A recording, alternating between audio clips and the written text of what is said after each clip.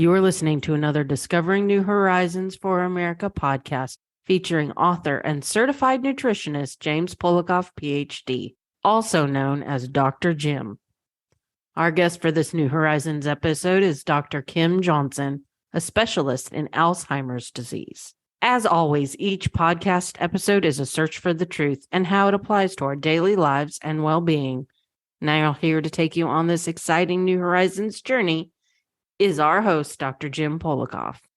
Yes, hello again. This is Dr. Jim Polikoff. And I want to first thank my loyal followers for helping to place Discovering New Horizons in the top 5% of America's most listened to podcasts. You've made it happen. Thank you so much.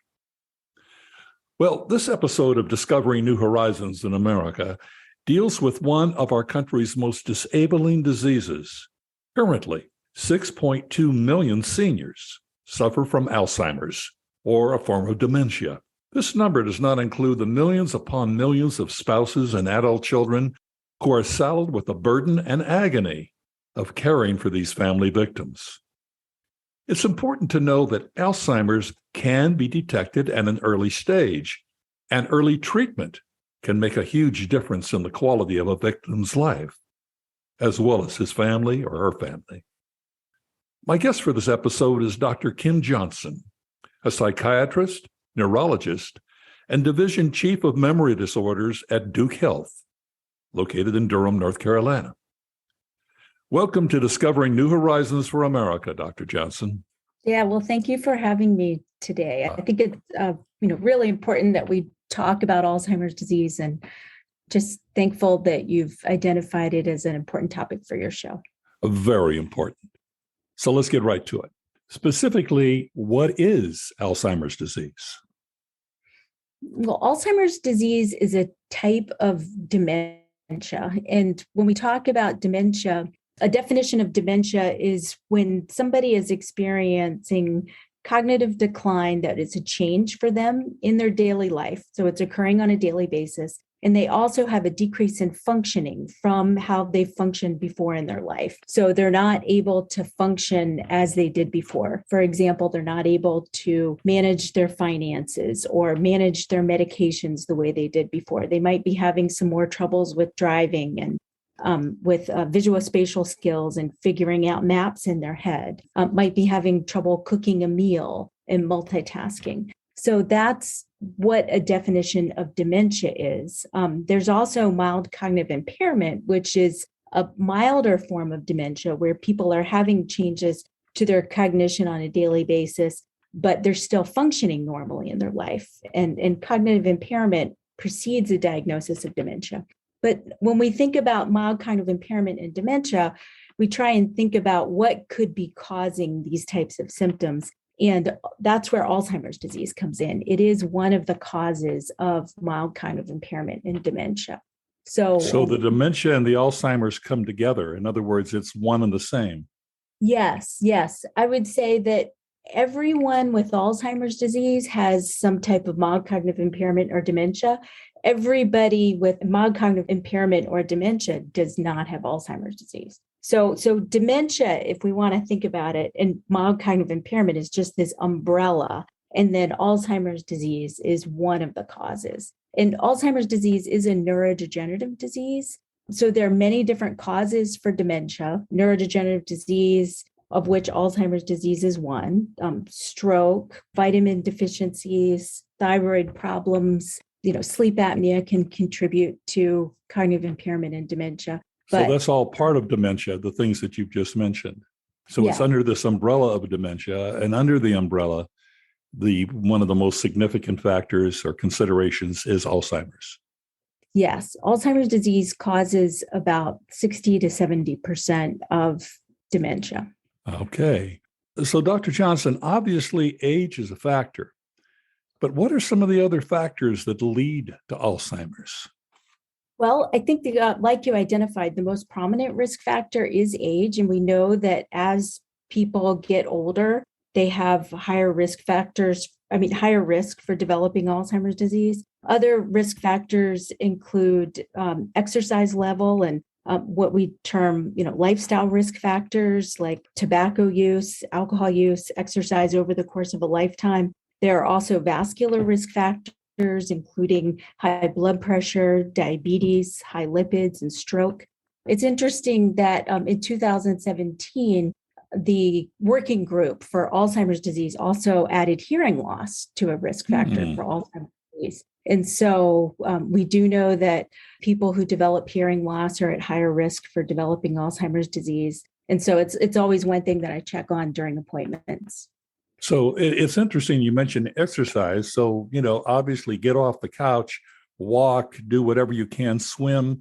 That will reduce your risk in a sense for Alzheimer's. But of course, other factors can come into play, like you mentioned, hypertension, things of that nature. So there's just a whole slew of things you have to be aware of, but at least you can eliminate some things that are within your control, like exercise. Yeah, and exercise is an interesting thing to think about. There have been studies on exercise as a risk factor in how to prevent Alzheimer's disease. And two studies that were really interesting were that it doesn't matter what type of exercise you're doing. So like sort of less moderate intensity exercise is just as meaningful as very intense exercise. So walking, yoga, those type of activities can be just as effective at preventing cognitive decline as running and marathons and those type of activities. So it's good to know that just getting out, getting moving, staying active can be very important. What about crossword puzzles? Are those good things to do to keep your mind active and alert, or does that have much to do with it if you're going to obviously have some sort of cognitive disorder? Well, we do know that staying active mentally is very important. Social interaction is also very important. And just getting out and doing things in your life that increase your social interaction with other people. COVID has had a huge effect on Alzheimer's disease, just because people are not getting out and being cognitively stimulated as they would before. So I think definitely to answer your question, cognitive stimulation is very important to prevent Alzheimer's disease. One of the facts that really jumped out at me that concerns me is that 2/3 of the seniors who suffer from Alzheimer's are women. So what accounts for this lopsided percentage compared to men? Yeah, that's a really interesting phenomenon that we've observed in research studies, and then definitely in studies in society where we look at different groups that are being affected by Alzheimer's disease. And actually, we don't know why. And we know that more research needs to be done. There are some ideas about what is causing that. And one of the things is that women are living longer and they have a longer lifespan. And we just mentioned that increasing age is a risk factor. But in research studies, we know that this alone can't explain the difference. So there have been other ideas thrown out there by different groups who are interested in this topic. Another idea is that women historically have had less years of education than men. And so we do know that education and the cumulative amount of education over a lifetime is a risk factor, with lower educational attainment having more risk than higher educational attainment. And we do know it'll be interesting to see in the future what happens as women have been catching up with men and the educational levels have been equaling out. That will be very interesting. But also another group are African Americans. I understand African Americans experience a higher rate of disease. Why is that? So, and again, we don't know. There are several factors, again, that need more research. There are genetic risk factors, and we do know the risk of dementia among African Americans who have a relative with dementia is higher than white Americans. And then vascular risk factors may come into play. African Americans do have higher risk of diabetes, hypertension, and stroke than white Americans, and that may be contributing. So overall, I think we do need more research to discover why these differences exist and place African Americans at higher risk. But I will say, back to the issue with women, there's a lot of interesting research going on into the role of hormones and wondering about the role of pregnancy and menopause as it relates to Alzheimer's disease risk, and also the role of stress and depression. We do know that women have higher rates of depression, and wondering if that's playing a role in developing Alzheimer's disease at higher rate.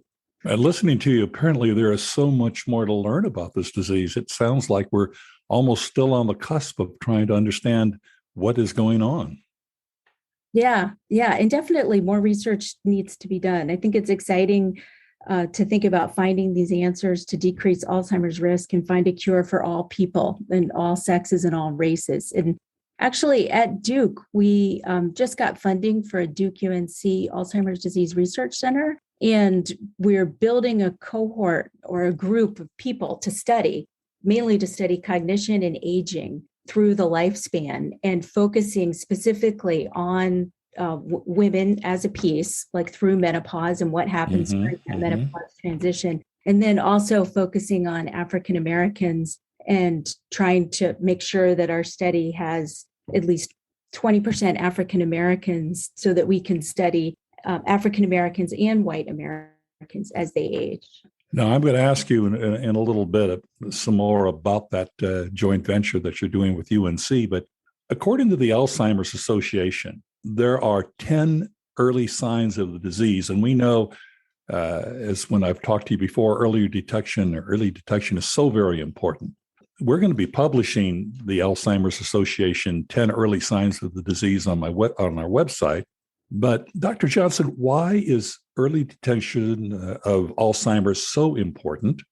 And what are the glaring signs that pop out? You don't have to go into all 10, but the ones that really pop out to you. Well, to answer your first question, why is early detection important? For several reasons. I think the most important reason is for the patient themselves. Because when somebody's having cognitive changes and they're not able to think the way they used to, they're not able to function in their life the way they used to, they know something's going on. And I think that can be so distressing. Often say that when people are trying to function as they used to and they're not able to because something's going on, it creates a lot of anxiety. And then anxiety creates worsening cognition. And it's just a never-ending cycle that can be really distressing. And so coming and finding out what's going on is really important for the patient themselves. So first of all, for the patient. Second of all, for the patient and the family or loved ones as a unit, so that they can start to plan and think about what does this change mean to us in our life, and how can we further, what do we want to do in our life about this, and how do we want things to go forward? Who's going to be a healthcare power of attorney? Who's going to help make decisions? And then how do we want to live? Do we want to do things today that we would have put off for tomorrow? Things like that. So very important for that reason too. So my question, also just to hone in on this just a bit, let's say you're a middle-aged couple and one of your parents seems to be in some type of decline. It may be just a form of depression because things aren't going the way they wanted to. Perhaps their career has ended and now they're not sure what to do with themselves. So that could lead to some sort of depression. But what are the obvious signs that should pop out at someone to say, we better really take a good look at this, or we better have my father or my mother checked out? So I'd say that family members often notice that patients or their loved ones will repeat questions. So that's pretty common, where they'll talk with them. Loved ones might not see their family members all the time, but they'll notice, like, when I talk with them on the phone, they repeat questions, they repeat conversations.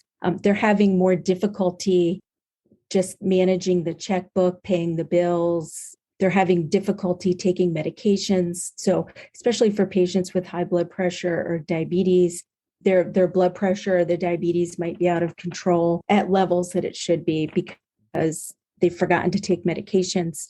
They might have difficulty driving, like maybe missing a turn or getting lost, come to somebody's house or finding a new location. So those are things that can be signs that something's going on. They also might have difficulty just remembering what day of the week it is or what the date is. So any of those signals should perhaps, trigger more of an inquisition as to what might be going on. I mean, at a certain point, Do you recommend that if you see your loved one in that type of a situation, or you begin to become suspicious that something might be going on, would you then encourage them to, for example, meet with a neurologist at Duke? Or what step would be, what would be the next step if you begin to detect this? Because I'm sure that your parent would be in denial. Yeah, and it's a hard thing to think about happening. So I think probably a first step would be going to a primary care doctor and saying, we're noticing these changes, and are they significant? There is a certain amount of memory and cognitive loss that can be associated with normal aging. And so finding out what's attributable to normal aging and what could be a sign of a memory disorder is really important. Just going to a primary care and having some initial cognitive screening is a good idea. I know the Medicare wellness exams that are done by primary care do have a component of cognitive screening, and we often get a lot of referrals in the clinic from primary care physicians who have identified patients who've had issues with the cognitive screening or when family members bring up concerns. That's a good suggestion. I understand there are 3 stages. Correct me if I'm wrong: early, moderate, and severe. So you obviously want to try to jump in at the earliest stage you possibly can without obviously embarrassing your other one, your loved one. Yeah. Early stage mostly occurs when some of those symptoms that I mentioned before are occurring. Maybe family members are not remembering conversations. That's probably the most common thing that we hear about in the office. And that occurs in very early stage. And then early stages can also start to affect functioning, like decrease inability to do finances, decrease inability to manage medications are the 2 most common things we see. And then once Alzheimer's disease progresses to more moderate stage, then ability to dress, ability to remember to shower, those type of personal care items start to be affected. And then severe stage, obviously, is very end stage, where people are having trouble feeding themselves and losing mobility and having a lot of trouble walking. So I think that's very important, because if we've learned anything in this discussion, it's early detection is absolutely essential. And I really do want to emphasize that. But let's focus on Duke for a minute. Many members of our audience may not be aware that Duke Health is a pioneer in neurology.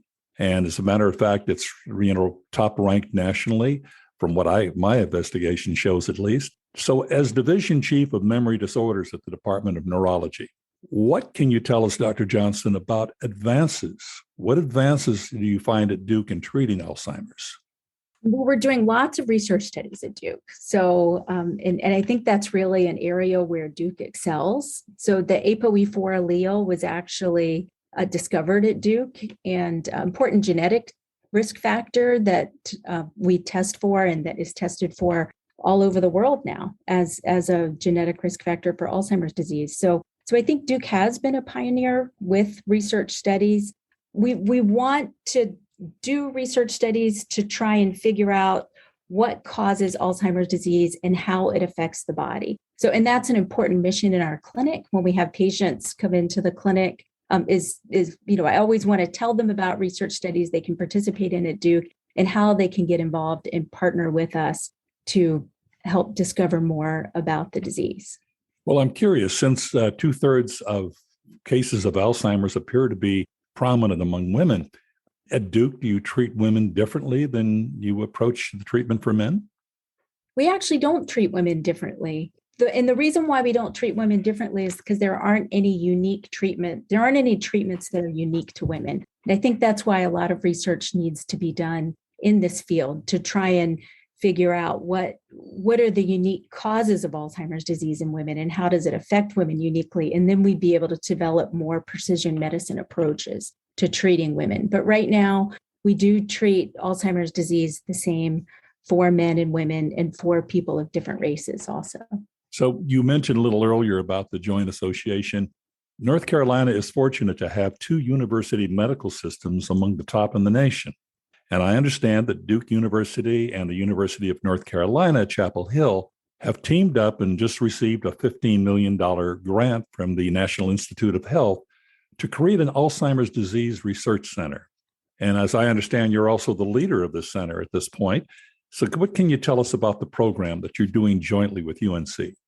Yeah, well, thank you for mentioning that. And I do want to clarify that I'm the associate director of the clinical core, which is just one little section of the center. So definitely not the overall leader. We do have a leader, Heather Whitson, who's in geriatric medicine at Duke. And then she's our Duke leader. And then we also have a leader, Gwen Garden, who's the Department of Neurology chair at UNC. But we are aiming to come together to figure out, again, what causes Alzheimer's disease and how we can best treat it. Another important mission of the center is to figure out how people age. So since Heather Whitson is our leader, in geriatric medicine, there is a focus on cognition and aging and how these two things interact over the course of a lifetime. It's interesting to note that there are people that as they age develop Alzheimer's pathologic changes in their brain, but don't develop Alzheimer's disease. So that's a really interesting question. It's like, why is this group not developing Alzheimer's disease symptoms when they have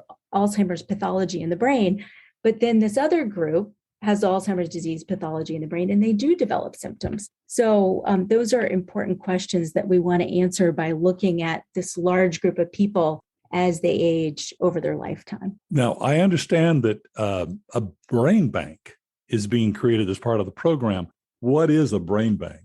A brain bank is exactly what it sounds like. It's a collection of brains that have been donated by various generous donors to study changes that have occurred in the brain during a lifetime. So we do have, or we're in the process of developing an autopsy program through our research study at the Duke UNC Alzheimer's Disease Research Center, where people at the time of their death can donate their brain. So the idea is that people would enroll in our study and we would see them yearly until their time of death. And if they wanted to contribute their brain to the brain bank, they could then donate their brain at the time of death. When somebody donates their brain, the brain is then looked at and studied to try and see what types of changes have occurred in the brain over time.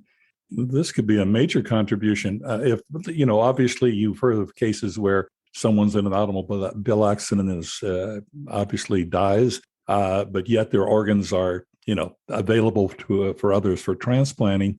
Would be the same thing, for example, if you were in an accident and something should happen to you, your demise, that you could, in your will or whatever the case might be, donate your brain to your Duke Brain Center? Yeah, well, I think ideally we'd like people to be in our research study and follow them over time. And as I mentioned, if somebody wanted to participate in the Duke UNC Alzheimer's Disease Research Center as a research participant, they would come in, we would do neuropsychological testing, take a sample of blood, take an MRI of their head, take a sample of cerebral spinal fluid, and also do other measures of aging, such as measuring vision, hearing, gait speed, grip strength, those sorts of things. Right. And then we would have this baseline of measurements, and then they would come back the next year and have neuropsych testing done. And again, the measures of vision, hearing, and then every year thereafter, again, have cognition measured, those aging measurements, just to see how people are aging over time. And if they wanted to, at the end of the study or whenever they did die, they would donate their brain. And then we would have this rich amount of information to be able to look at their cognition and other measures over time, and then compare it to their brain and see, just what we would discover at that point. So that makes a lot of sense. So really, here again, early detection. Once early detection begins, that would be a good time to enroll in the study, I'm assuming. Yeah, or even with normal cognition. Actually, a goal that we have developing the group of people that we're going to study is to get a fair amount of people with normal cognition who have a family history of Alzheimer's disease. And again, we want to make sure that we have representation from all races and a group of African Americans in our study that are recruited, as well as white Americans. And we would study them over time and look for any changes. Okay. Well, Dr. Johnson, I've heard of a new drug for Alzheimer's, which has been approved by the FDA. It's a tough one to pronounce, aducanumab, but apparently a treatment drug has become somewhat controversial. Am I correct? Yeah, the approval of aducanumab was an accelerated approval by the FDA. The FDA approved the drug through an accelerated approval, which means that the clinical effectiveness of the drug is unknown. But we do know that the drug affects Alzheimer's biomarkers. So the drug has been shown to decrease amyloid in the brain and decrease tau in the brain, which are two proteins involved in Alzheimer's disease. And so the drug was approved based on that knowledge. But the clinical effectiveness of the drug is still unknown. And so it was approved with the condition that more research studies would be done on the drug as it's given to people over time. So is this something that you prescribe to certain patients you feel it might help? I have actually not prescribed it yet, just because Duke is still making a decision about whether it's going to be on the formulary at Duke, and that's outstanding. It is a controversial approval, and so we're just waiting to see. I think that there could be a certain patient who is an appropriate candidate for aducanumab, and it's really a decision that would be made, among doctors and patients on an individual by individual basis. On an individual by individual basis, depending on what the patient's goals, patients and families' goals are. Now, I've looked at the statistics, and over the next 35 years, Alzheimer's cases are predicted to double. So it appears there's no real cure in sight if these numbers are popping up like that. Can you inform us of any new promising cures, treatments on the horizon? So I think that the way that Alzheimer's disease is going is to try and figure out how we can postpone the disease. And I think that's a first step. And then a second step is to do more clinical trials on things that are different ways Alzheimer's disease could be caused. We now have several clinical trials that have been done on amyloid buildup in the brain. There are more clinical trials on a protein called tau. There are other clinical trials that are trying to target inflammation or chronic inflammatory states in the body that might be causing Alzheimer's disease in the brain. And there's also genetic therapy, which could possibly alter the ApoE4 allele and change that over time. So there are lots of different mechanisms, and there is this idea that it might take multi-hits or we might have to come at Alzheimer's disease through multiple directions in the future. So another interesting field at Duke that's being explored is magnetic stimulation of the brain to see if this could have any effect on cognition. So there are. So how does that work? As a magnet pulling in knowledge or reaction? Well, and this is not proven yet. These are just one of the studies that's going on, but it's where a magnet stimulates the brain in areas related to memory and thinking to see if there's an effect. So, but there's so many different types of directions that research is going, and at Duke we're excited to be part of all this and participate in a cure. And I think I mentioned also the importance of precision medicine or personalized medicine. And you've talked in several times in this discussion about early detection and biomarkers for amyloid and tau are really going to be important factors in the future, and trying to find ways that we can detect biomarkers in the body for early detection of disease will be important. Now, in terms of early detection, if you're someone that obviously you're going to participate or you're going to visit your neurologist or your primary care doctor first, then your neurologist, perhaps, if you're referred, is it a good idea to consider enrolling in a study during the early detection phase? Would this be more helpful to someone who's saddled with the potential of this disease growing and expanding? Yeah, definitely. And I think that if people have genetic risk or family history of Alzheimer's disease, then it would be interesting to enroll in a study at when cognition is normal, or when everything is when you're normal and functioning, so you could be followed over time to detect any changes. That is an advantage of being in our research study that we're developing through the Duke UNC Alzheimer's Disease Research Center, is the fact that you would come for a visit yearly, and even small changes could be noticed. And then you could be informed of those changes. You also have the ability to find out about your genetic risk and also biomarker status. So, and one thing that's interesting about biomarkers that's in development is that currently the only way Alzheimer's disease can accurately be diagnosed is through biomarkers in the cerebrospinal fluid. And so here at Duke and other places all around the world, we're trying to advance discovery of biomarkers in the blood so that someday possibly people could come in and have a simple blood test to say if they're at risk for developing Alzheimer's disease. Oh, that would be excellent. Out of curiosity, our audience will want to know this, since most of them are 65 and older. Is most of what you've discussed, even getting into a study, is this covered through Medicare? Well, all research studies at Duke are paid for by the study. So our study that we do, people come in, and that's why we obtain this funding, and the funding from the NIH pays for the blood test, the MRI, the evaluation of the biomarkers, pays for research study personnel to conduct the study. And so when somebody elects to participate in research, we're always so happy and that they're there to partner with us, and there is no charge to them. So if someone's on a fixed income, as most seniors are these days, they don't have to worry about that. They can enroll in the study and not have to worry about money out of pocket that keeps them alive.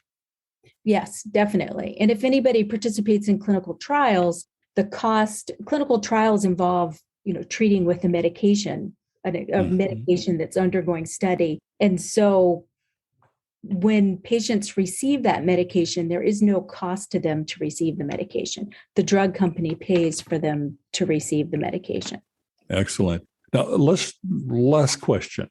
Let's get into Dr. Johnson a bit personally. You've been involved in the battle of Alzheimer's for quite some time. I understand your interest in the overlap of psychiatry and neurology started way back when you were at the VA, and that's when your interest began. Why is this overlap so important between neurology and psychiatry? And what are you personally endeavoring to do with your work these days? Well, I'd say that a long time ago, psychiatry and neurology were all one field, and it is the study of the brain. So they both deal with the brain, which controls cognition, memory, thoughts, feelings, movement, sensation. And so I think that psychiatry and neurology are very much related. And like I mentioned before, I think cognition is very related to depression, anxiety, and there's a huge overlap between cognition and psychiatric symptoms. We actually call them neuropsychiatric symptoms. So when people have Alzheimer's disease, they can develop anxiety, depression, sometimes psychosis symptoms, which include hallucinations, delusions, or altered perceptions. They can become very irritable or agitated. And so there is a big overlap between neurology and psychiatry in Alzheimer's disease. So one thing that's important to me is just helping people live their best life every day. And so when somebody is diagnosed with a cognitive disorder, there are so many things they're experiencing. Most prominent symptom that I see is just anxiety or fear over what's happening to them. And so just being able to find out more information and knowledge is important. It helps people accept what's going on because, I do tell people they know something's going on before they come in. And if it is a cognitive disorder, it's not going to go away. It's going to stay there and persist. And so there's so much uncertainty around having a cognitive disorder, and coming in and finding out information and knowledge creates certainty. Sounds like you have a skill to put people at ease. Yeah, which then decreases anxiety and helps them be able to plan. And also, after they get a diagnosis of a cognitive disorder, just being able to accept what's going on and figure out, okay, like how do I move on from this? How does my family live each day and then live my best life every day? So that is important. I think that, when we talk about my goals, it is important for our society to be more open and talk about Alzheimer's disease. I notice that sometimes, people don't want to talk about Alzheimer's. I think that there's more acceptance of mental health issues like depression, anxiety in our society now than there is of Alzheimer's disease. And I think that, where there's secrets, there's shame. And it would be nice to take the shame out of Alzheimer's disease, because Alzheimer's disease is an organic brain disease. And so, it's like having a heart attack. I'll often tell patients, like, if you have a heart attack, sometimes people tell people like, yes, I had a heart attack. But if you have Alzheimer's disease, it's something that we don't want to talk about. And until our society can be more open, talk about Alzheimer's disease, once we have more openness about talking about Alzheimer's disease, we'll be on our way to finding a true cure. So take the shame out of it. And that's something that family members can do to support the victim, even in the early stages, is to be sure to remove any feeling of shame whatsoever and talk about it openly. I think what you've said is so important. But in any case, Alzheimer's obviously is a huge topic. We're not going to be able to cover every nook and cranny that we can or we should during this interview. But I want to express my deep appreciation, and I know our audience feels the same, for your fine work and perseverance. And you'll be pleased to know that our website, bodymindsoulpodcast.net, listeners are going to be able to find a number of important facts and enlightening links. So anything that you can send our way in terms of links, we will publish these on our website so people can learn more as they go along, particularly how to access your program, which is so amazing. And I'm hoping that we can get the word out to as many people as we can. In any case, Dr. Johnson, thank you so much for being part of this interview. And maybe we'll talk again. I'll be right back to give you some tips on nutrition that you can digest. Thank you again, Dr. Johnson. Thank you. You can discover more information about Alzheimer's and dementia from specialist Dr. Kim Johnson, Division Chief of Memory Disorders at Duke Health. Simply visit our website, jamespolikoff.com. That's James, POLAKOF.com, jamespolikoff.com. You'll also discover a variety of valuable resources on our website and other terrific New Horizon podcast episodes. Again, that's jamespolikoff.com. Back to Dr. Jim. Thanks again to Dr. Kim Johnson for her valuable input on Alzheimer's and how early detection can make a big difference in the quality of life for a victim and his or her family.